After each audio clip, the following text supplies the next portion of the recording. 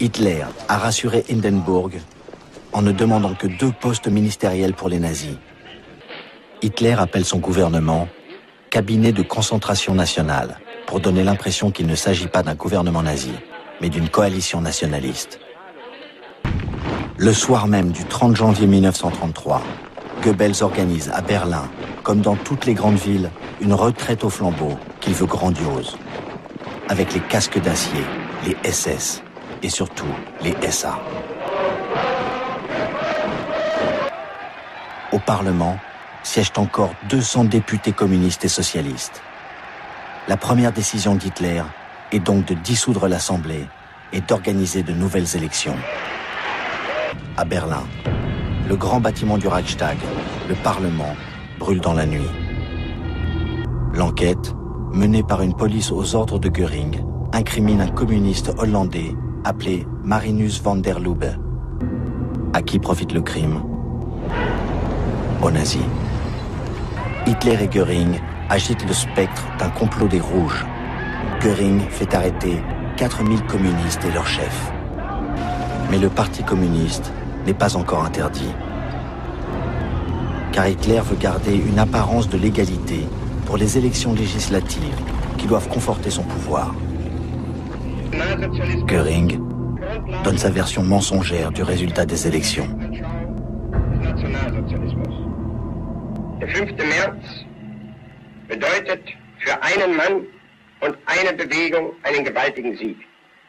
En fait, Hitler et sa coalition atteignent à peine la majorité. Malgré toute sa propagande et l'intimidation des SA, Hitler n'a pas pu empêcher les communistes d'obtenir 12% des voix.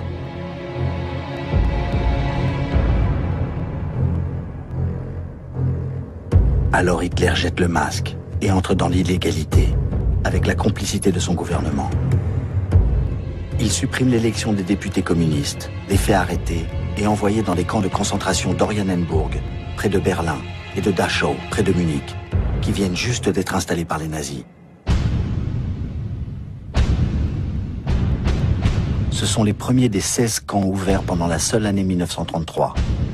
Le nombre des détenus politiques passe à 100 000 dans les premiers mois du régime. Comme le Reichstag a brûlé, Hitler réunit le nouveau Parlement à l'Opéra Royal, encerclé par les SA, pour demander les pleins pouvoirs. Il n'y a plus de communistes. La plupart sont dans les camps. Les 94 socialistes qui sont encore présents auront le courage de voter contre Hitler. Ils seront, eux aussi, arrêtés, emprisonnés ou contraints à l'exil. L'Assemblée se suicide en votant les pleins pouvoirs à Hitler pour 4 ans. L'antisémitisme a contaminé les universités. Le nazisme a perverti les esprits contre la culture moderne, imposé une idéologie sectaire et intolérante qui va amener les étudiants à brûler eux-mêmes des livres. Aidés par les écoliers et encadrés par les SA, ils rassemblent dans toute l'Allemagne les ouvrages des bibliothèques, des librairies, des éditeurs qui correspondent à ce qu'Hitler appelle l'esprit non allemand.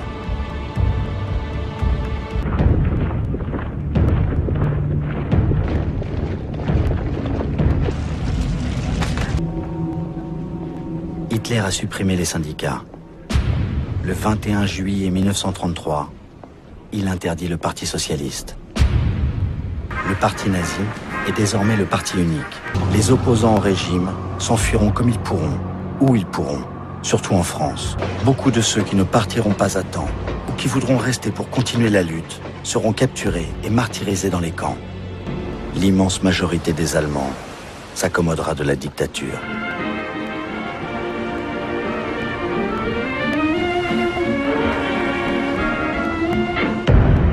Certains commenceront à monter, chaque matin, le drapeau à croix gammée, devenu l'emblème officiel de l'Allemagne.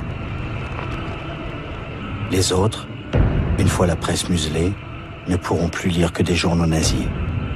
Leur fille apprendra, elle aussi, ce salut devenu obligatoire. Leur fils entrera à la Hitlerjugend, la jeunesse hitlérienne, qui développe si bien l'agressivité.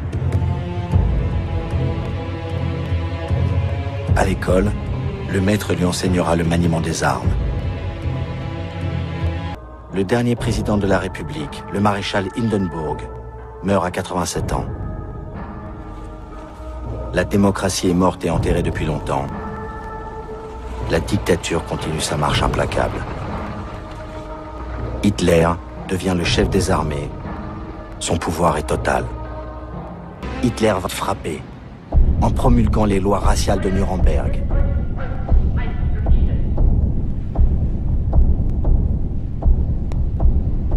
Il va brûler les synagogues dans le grand pogrom de la nuit de cristal, prélude à la solution finale.